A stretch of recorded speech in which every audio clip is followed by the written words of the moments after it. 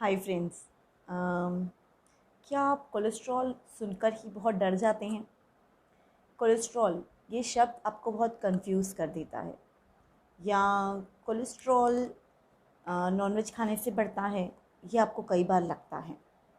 मैं आपकी आहार विशेषज्ञ डॉक्टर रेखा, आज हम कोलेस्ट्रॉल पर ही बात करेंगे। बेसिकली कोलेस्ट्रॉल क्या है? कोलेस्ट्रॉल एक वैक्सी सब्सटेंस है जो हमारे ब्लड में रहता है।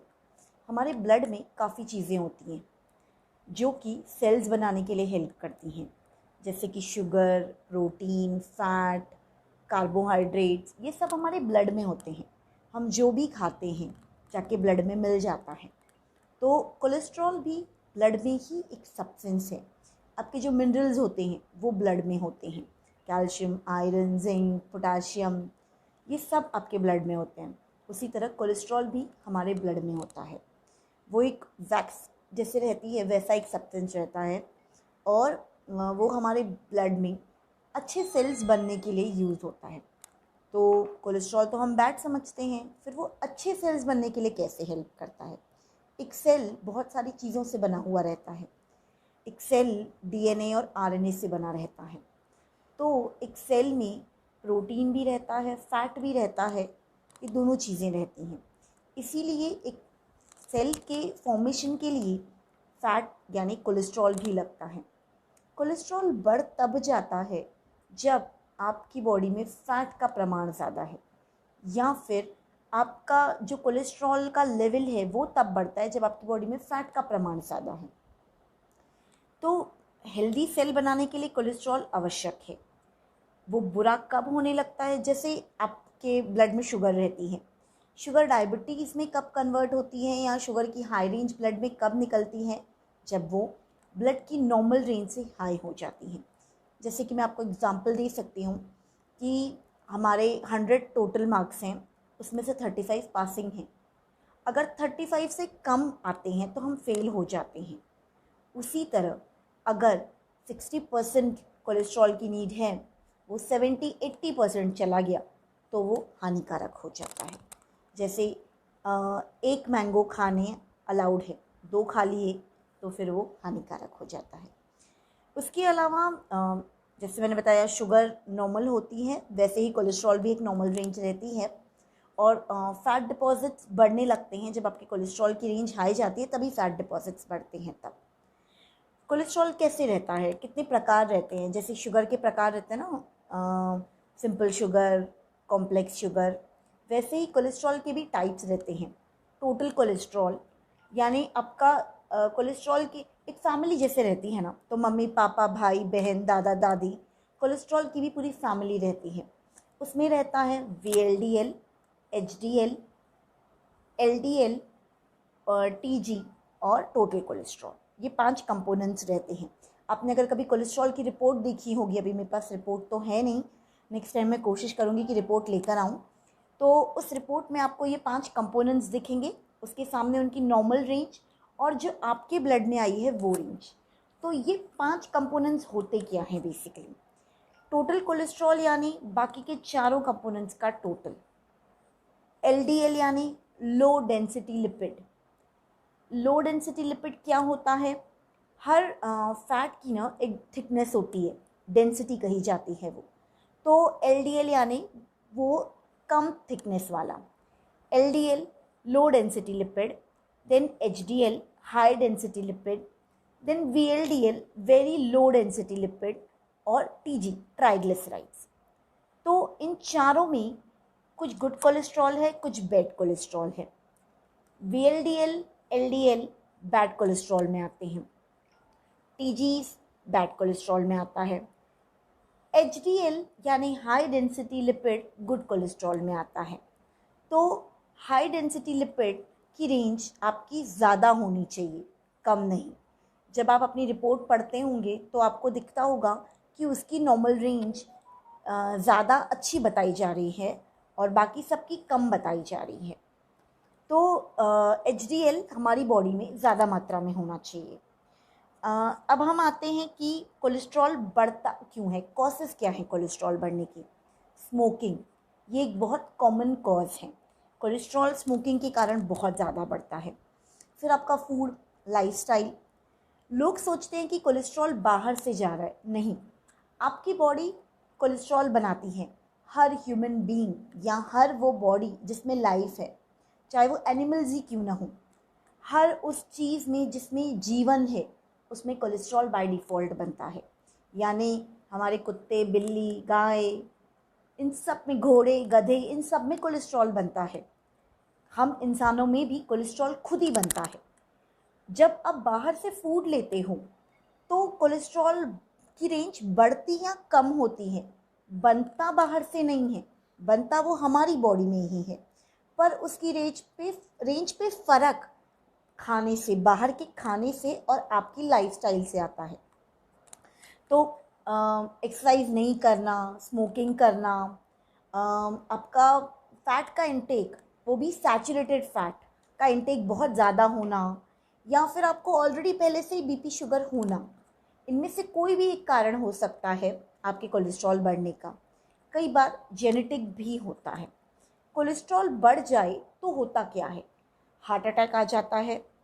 कोलेस्ट्रॉल जो थिक सब्सटेंस रहता है वो बढ़कर ब्लॉकेज कर देता है आपकी आर्टरीज या वेन्स में, इसकी रेंज बहुत बढ़ जाती है। तो ब्लॉकेजेस हार्ट अटैक के रूप में आ सकते हैं, आपको हार्ट डिजीज़ेज़ हो सकते हैं। उसके अलावा कोलेस्ट्रॉल रिड्यूस कैसे होगा? कोलेस्ट्रॉल रिड्यूस होता है, फ़ैट को रिड्यूस करना है, वो भी बुरा फ़ैट। तो वो रिड्यूस होगा फाइबर से, फाइबर यानी रेशा। तो वो फाइबर जब आपका वो फ़ैट चूसता है बॉडी से, और बॉडी से आपके एक्सक्रीटरी सिस्टम के थ्रू निकाल देता है।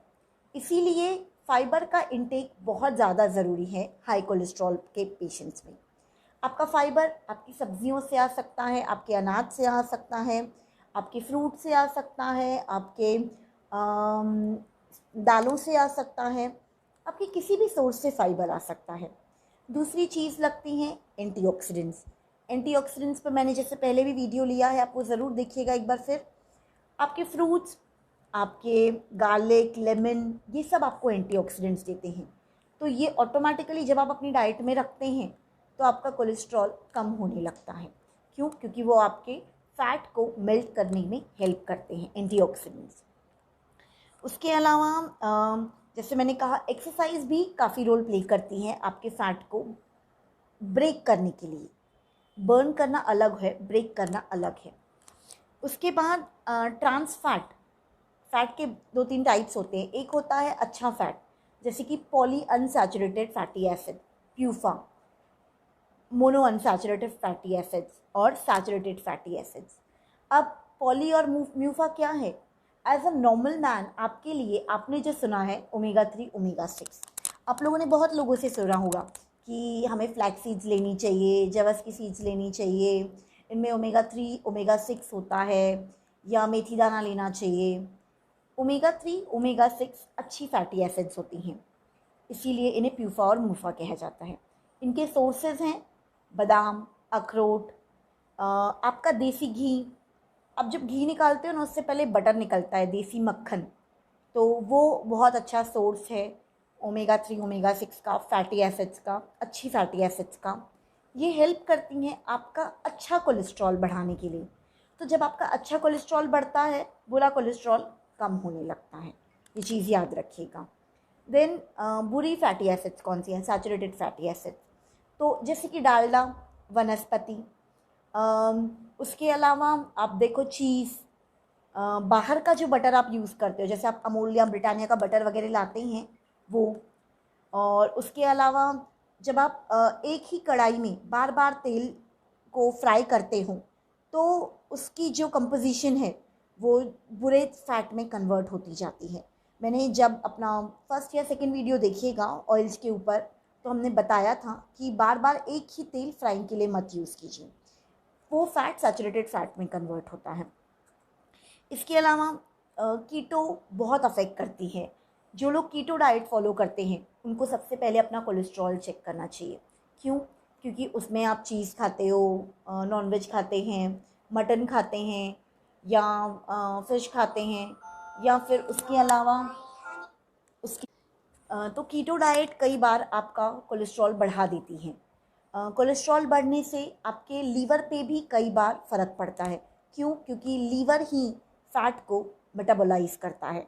लीवर ही जो आपका फ़ैट रहता है, फ़ैट को जो विटामिन्स डिज़ोल्व करती हैं वो लीवर में रहती हैं, और लीवर ही आपके फ़ैट को पूरी तरह मेटाबोलाइज़ करने का फंक्शन या प्रोसेस करता है।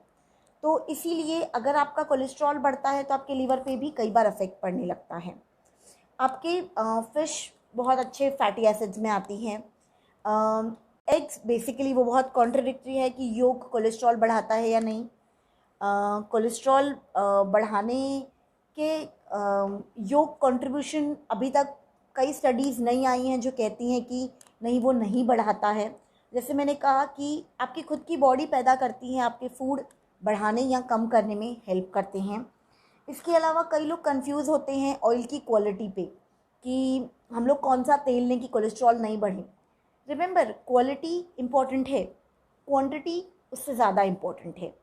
तो आप सिर्फ क्वालिटी पे ध्यान देते जाएंगे ना तो आपका कोलेस्ट्रॉल कभी कंट्रोल नहीं आएगा, बट जब आप क्वांटिटी पे भी ध्यान देंगे तब आपका कोलेस्ट्रॉल कंट्रोल में आएगा।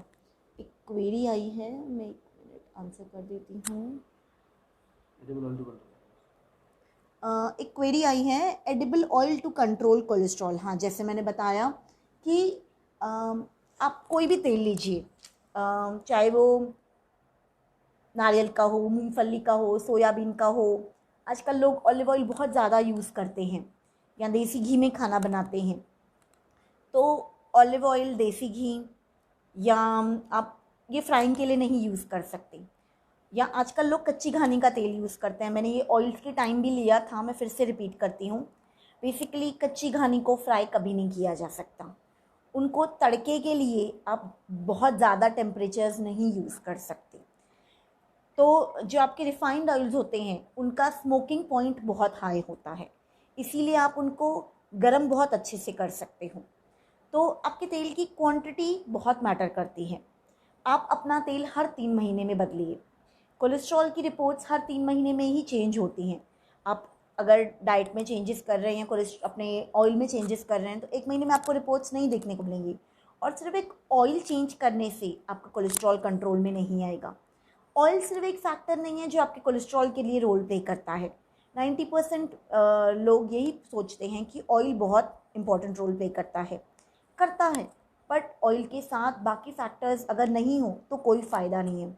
मैं दीनानाथ मंगेशकर में एज अ कार्डियक कंसल्टेंट काम करती हूँ। तो हार्ट में जितने भी वहाँ पेशेंट्स आते हैं हार्ट के, उनका यही सवाल रहता है कि हम कौन सा तेल उपयोग करें। तो तेल उपयोग करना इज़ अ सेकेंडरी, आप कितनी क्वांटिटी यूज़ कर रहे हैं ये भी मैटर करता है। तो आप अपना तेल हर बार जब भी आप मार्केट से ला रहे हैं बदलिए। आपके किसी भी तेल में सारे ओमेगा 3, ओमेगा 6 एसिड्स नहीं आते हैं, प्यूफा म्यूफा नहीं आते हैं। अप्रॉक्सीमेट जो उनका एग्जैक्ट प्रपोर्शन आना चाहिए वो नहीं आता है। इसीलिए जब आप ऑयल्स चेंज करते हो तो आपको वो सारे अच्छे फैटी एसिड्स थोड़ी थोड़ी क्वांटिटी में हर ऑयल से मिलते हैं। इसके अलावा आपकी वॉकिंग बढ़ाना और स्मोकिंग कम करना आपका अच्छा कोलेस्ट्रॉल बढ़ाता है, जैसे कि HDL। Specially north Indians, Gujarati, Punjabi, Sindhi, Marwari, आप इनमें देखेंगे ना, इनमें HDL की मात्रा बहुत हाई होती है। याद रखिए, HDL अच्छा रहना चाहिए, उसकी क्वांटिटी थोड़ी बेटर होनी चाहिए आपके ब्लड में, लेकिन बहुत हाई रेंज होना भी अच्छी नहीं है। मैंने ऐसे भी रिपोर्ट्स देखे हैं जिनमें HDL उसकी नॉर्मल रेंज होती है 45 for females and 50-55 for mails. But मैंने ऐसे भी केसेस देखे हैं जिनकी HDL की रेंज रहती है 100+। वो क्यों? क्योंकि कई फैमिली सिर्फ घी यूज़ करती हैं, तो आपका HDL बहुत बढ़ जाता है।